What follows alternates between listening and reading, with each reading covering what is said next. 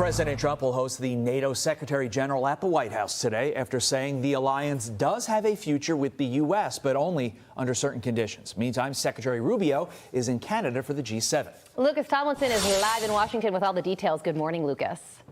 Good early morning, Carly and Todd. Itinerant schedules for President Trump's top officials. Secretary of State Marco Rubio, as you mentioned, is in Canada today to begin a 2 days worth of meetings with some of the world's most advanced economies. And you expect tariffs to be among them, especially with this meeting in Canada.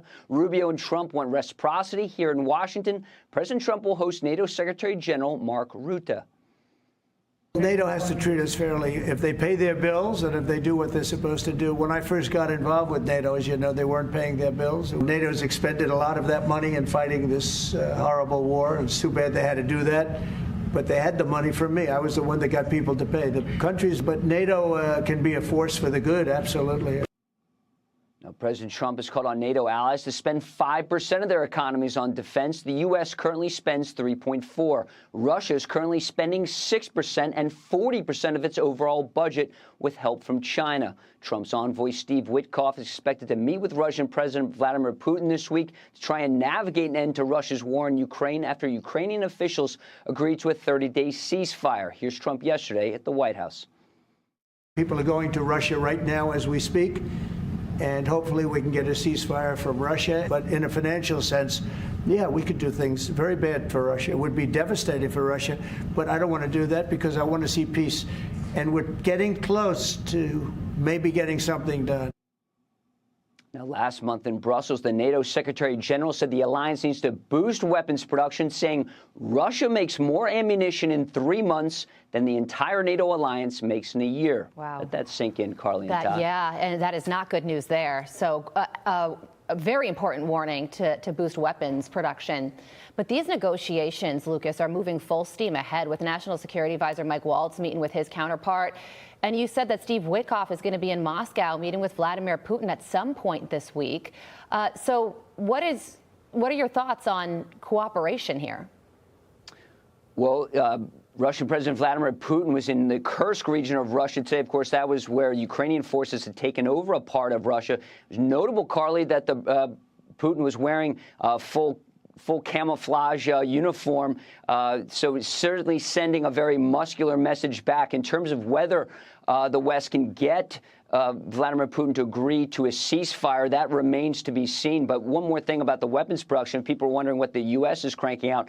The United States today currently can make 60,000 artillery rounds a month. Russia is making 250,000 artillery rounds a month, just to give you a little idea there. And they're getting a lot of help from China. And just last week, I interviewed Lithuania's defense minister. She says, well, China is helping Russia. Make no mistake. They don't mind seeing Russia take these losses, some 700,000 soldiers killed and wounded and thousands of tanks and armored personnel carriers destroyed. She said that China, while they're helping Russia, also wants to see Russia weakened, Carly. Understood. All right, Lucas Tomlinson, live for us in Washington. Lucas, thank you.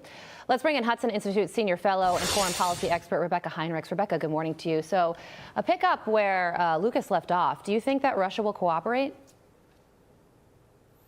No, I don't. As Lucas said, it was an interesting response. As soon as the President of the United States and his cabinet announced that there was a deal between the United States and Ukraine to implement a ceasefire, and then you turn to see how the Russians respond, Vladimir Putin, rather than looking, like a peacemaker and a diplomat, he puts on military fatigues.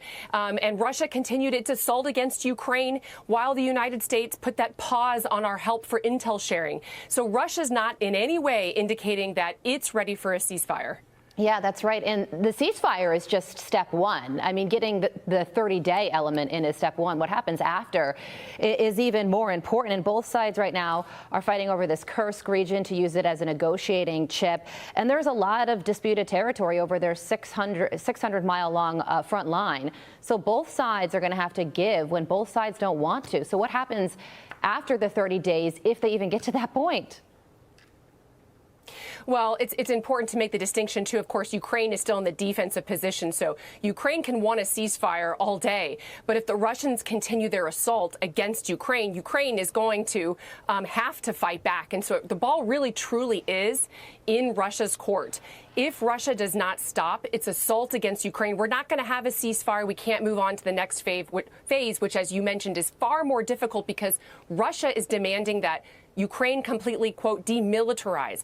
But we are seeking, the United States is seeking to make sure that Ukraine is strong, has the weapons necessary to be able to defend itself. So even if the United States turns off our weapons production at some point to Ukraine, Ukraine still has to have their own military capability to defend themselves from further Russian assault. And then, of course, you have the question of potential European peacekeepers in Ukraine.